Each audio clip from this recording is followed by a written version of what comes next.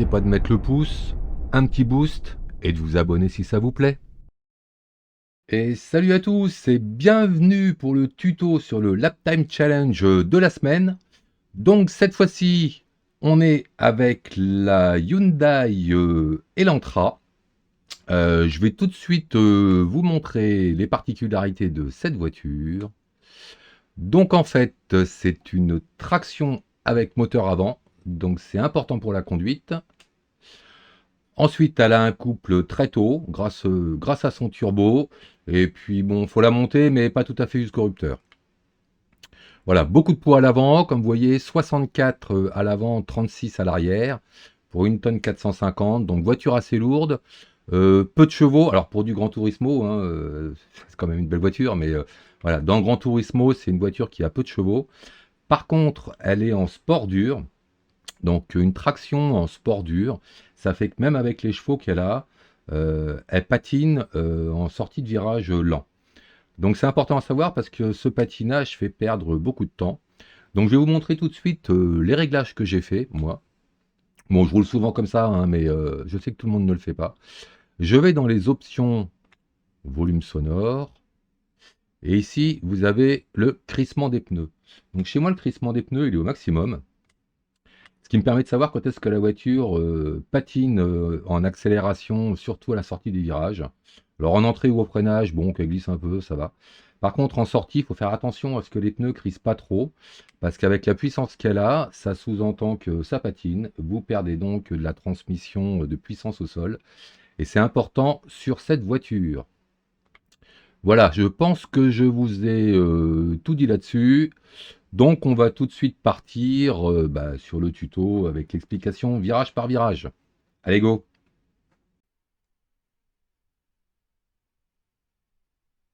Allez, on est parti sur le Nürburgring GP avec la Elantra. Donc ne tirez pas trop sur les rapports, moi je change un petit peu avant le rupteur. Premier virage, on se cale vraiment à gauche. Je freine un petit peu avant le goudron qui est plus foncé là sur la gauche. Donc je reste bien à gauche, je freine en ligne droite. Je rétrograde jusqu'en troisième, alors faites attention du fait que c'est une traction. Évitez de rétrograder au moment où vous tournez les roues parce que vous rajoutez des contraintes sur les pneus. Donc là par exemple, je reste en troisième. Je pique bien à la corde près de la quille et je réaccélère très tôt dans la cuvette. Donc vous verrez sur beaucoup de virages, on aurait une propulsion, on rétrograderait. Là avec celle-là, je rétrograde pas. Ici, je me sers du petit chemin à droite pour déclencher mon virage à gauche tout en étant encore à fond à ce moment-là.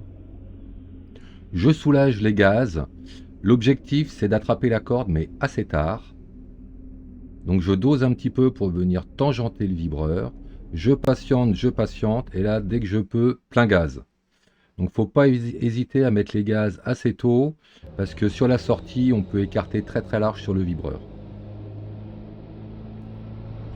Ici, je me positionne bien à droite. J'enclenche le virage, je suis encore à fond. Donc je me guide là où il y a la flèche jaune, là, même si je tourne un petit peu avant. Je donne un bon coup de frein et ensuite je relâche les freins au moment où je mets la seconde, justement pour ne pas trop mettre de contraintes sur les pneus, sinon la voiture glisse et si elle glisse, elle tire tout droit. Ici, on vient tangenter le plus possible en seconde. Dès qu'on est proche de la corde, je mets la 3 et je remets des gaz. Attention, la track limite ici, elle est très sensible. Là, je me déporte bien à gauche et je vais à nouveau couper les gaz un petit peu de façon à bien me positionner parce que ce virage-là, ce qui est très important, c'est la sortie. Donc je dose de façon à avoir la sortie la plus forte possible et je réaccélère un petit peu avant la corde. Ici, on va sortir très large. Alors vous allez voir à quel point je sors large, c'est que je ne sais pas où sont les track limites. Donc je ne peux pas vous dire. Normalement, ici, je devrais prendre une Pena, et ben j'en prends pas. Donc voilà, la track limite, elle est large. Je ne sais pas jusqu'où on peut aller. Ici, on sort à fond. On change de vitesse juste avant les rupteurs. Je me positionne à droite, je me sers du petit chemin qui vient traverser la piste. Là, je freine à peu près au niveau de la troisième quille. Bien à droite en quatrième. Et là, vous voyez, je reste en 4. J'accompagne doucement avec le frein et je laisse rouler la voiture. Donc je ne mets pas la 3, hein. Dès que je peux, je réaccélère à fond et je me repositionne le plus à gauche possible. Un petit coup de troisième, mais avant de tourner le volant. De façon à venir tangenter la corde assez tôt. Parce qu'ici la sortie est très importante. Donc dès que je suis bien positionné près de la corde, vous voyez le virage n'est pas encore fini, que je suis déjà à fond. À nouveau sur ce vibreur là, on peut sortir large. On passe les vitesses assez tôt et on se positionne à gauche pour le virage suivant. Le virage suivant, il a une double corde, il faut faire attention. Donc bien à gauche, je freine juste à l'endroit où le début du vibreur gris arrive. En ligne droite, troisième seconde. Et là, je rétrograde assez fort. Tant qu'on est en ligne droite, on peut exploiter vraiment le freinage. Ensuite, j'engage le virage donc sur la première corde. Je relâche un petit peu les freins pour m'écarter. Et lorsque je suis large, je passe la 3 et je réaccélère très tôt. Donc il y a un petit turbo lag sur cette voiture, donc vous pouvez réaccélérer tôt, la puissance ne revient pas tout de suite. Et ici, faites attention de ne pas conserver trop d'angle de volant parce que ça fait crisser les pneus, il y a une légère côte. Donc vous voyez, c'est pour ça que je redresse. On peut même sortir beaucoup plus large que ce que j'ai fait. Ici, je me positionne à droite en montant sur le vibreur. Objectif vraiment utiliser toute la piste pour se positionner sur cette chicane. Donc je soulage très légèrement les gaz et plutôt en entrée de courbe de façon à finir tout à fond. Ici, toujours la même chose, j'exploite au maximum les vibreurs pour éviter de faire trop de chemin. On vient se positionner à droite pour le virage suivant. Donc ici, je freine dans la partie du milieu, là, avant le 100 mètres, entre les flèches jaunes.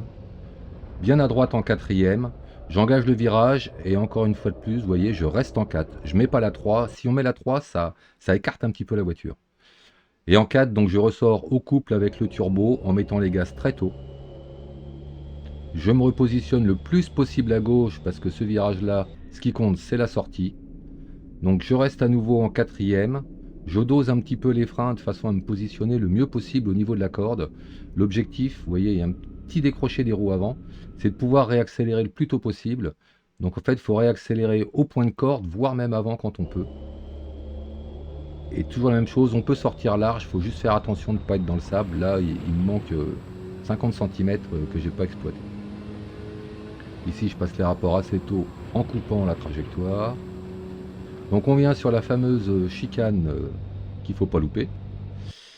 Donc je freine un tout petit peu après le 150 mètres et un petit peu avant que le goudron devienne plus foncé. Bien à droite. J'attends le panneau 50 mètres pour commencer à m'engager. Donc là je suis en troisième. La première chicane, la première corde, je la coupe beaucoup. J'ai pas pris de pénal, donc je pense même qu'on peut couper encore plus que ce que j'ai fait. Et sur la deuxième, donc je remets les gaz à fond. La deuxième, on vise la quille sans la toucher. Alors en plus, vous allez voir que c'était un petit peu osé. Je vous montre comment j'ai passé la quille. Voilà, on se demande même si ça touche pas la voiture. Si vous la touchez, il y a pénal. Je suis passé plutôt presque aussi, voilà. Et dès qu'on a franchi la quille, c'est gaz à fond. On se positionne bien à gauche en roulant sur le vibreur pour attaquer le dernier virage. Donc sur ce virage-là, il faut pousser assez loin son freinage de façon à bien ouvrir la trajectoire. Il ne faut pas se mettre à la corde trop tôt.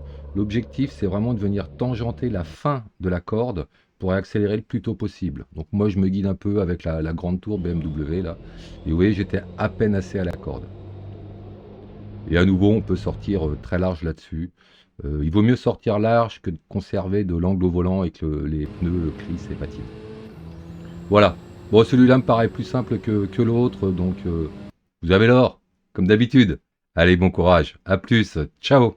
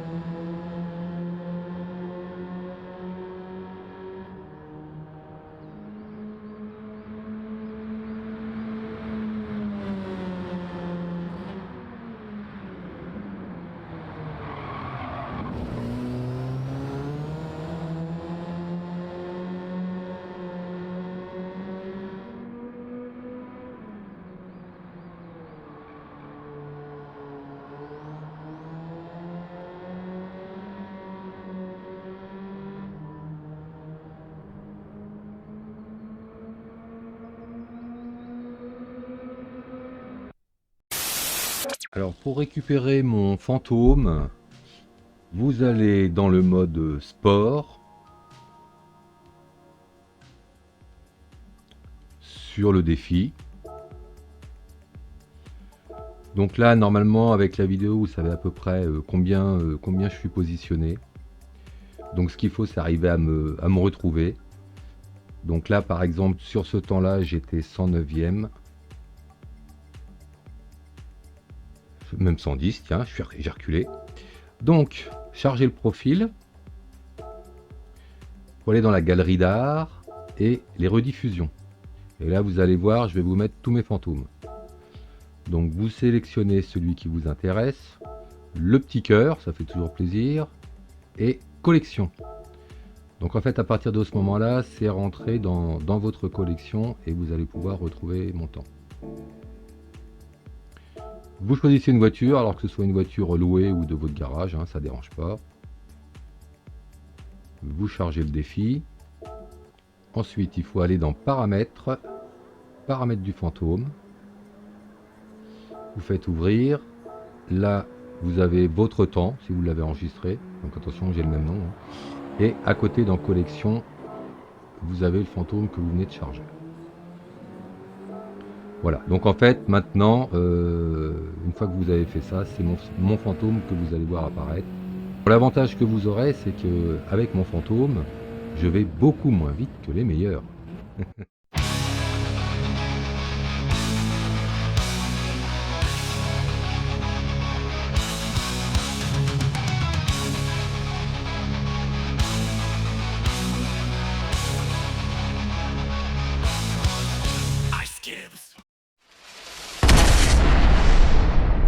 N'oubliez pas de mettre le pouce, un petit boost et de vous abonner si ça vous plaît.